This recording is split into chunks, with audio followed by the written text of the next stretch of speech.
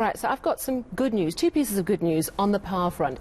Not only is there no load shedding at the moment, but also Kusile's Unit 4 today announced that it is ready to start generating power onto our grid. And I'm joined now by Eskom spokesperson Sikonathi Mantshantsha. Sikonathi, thank you so much for joining us. This is a big day. Talk to us about how much power Unit 4 can add to the grid and whether this is going to help alleviate load shedding to some extent.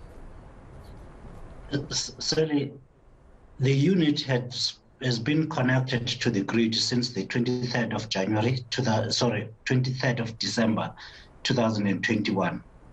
That is the synchronization stage, where then it had to undergo tests and make sure that everything is working according to plan and its design specifications.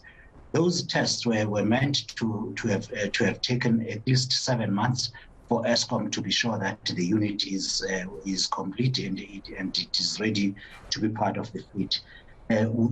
Today, as we made the announcement, the team did beat the deadline, and the unit has been, over the past 5 months, going through the tests, and it is currently contributing up to 720 megawatts of electricity into the grid. That is a lot of power. I mean, that could, and you're going to know more than me, but couldn't that power a small town? It could power 5 Lesotho's. Wow, that is significant. So does that mean that we're likely to see an easing in load shedding? Fingers crossed, no breakages. Certainly, the background I've given you is to state that we have had this unit already contributing to the system under testing conditions. Now it has been certified that it meets all the requirements, it passes all the tests, it is formally part of the generation fleet. It already has been contributing intermittently. Now Eskom can formally say we have 4 units of Kusile that are completed. The work then is to complete the outstanding 2 units, with the last of which shall come online or shall be commercialized by May 2024. And again, the team has made a commitment that they will beat that deadline, because as we all know, the project has been delayed for quite a long time already. Yes, indeed it has, and it's good to see that the pace is picking up and you're working with some of those flaws that were picked up in the system, and it is great news that we've got 800 megawatts added to the grid. I want to speak to you about another issue, and that is the story around Glencore, the mining giant. And the news globally is that they are guilty of having paid massive bribes, bribing and corrupting in a number of African countries. Optimum Mine, of course, was owned by Glencore here in South Africa before it was sold to the Gupta-linked Tegeta mine. We know that the global probe into Glencore has found nothing untoward in South Africa at this point. It deals with other African countries and Brazil. They are paying, I think, over $1 billion in fine. They've admitted.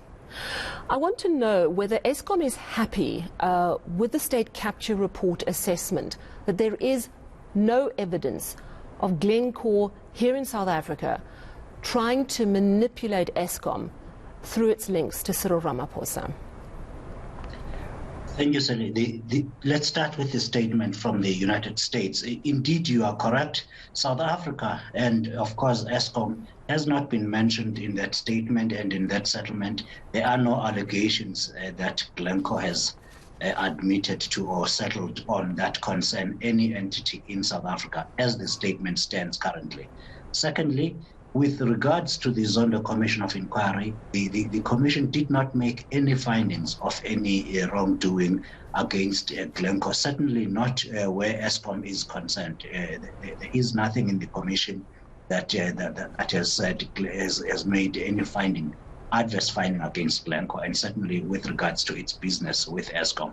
So that's the third part. And let's remind the viewers at home, Glencore sold that Optimum Mine, which was supplying Eskom with coal, after various and quite uncomfortable situations that it had with Eskom's management at the time.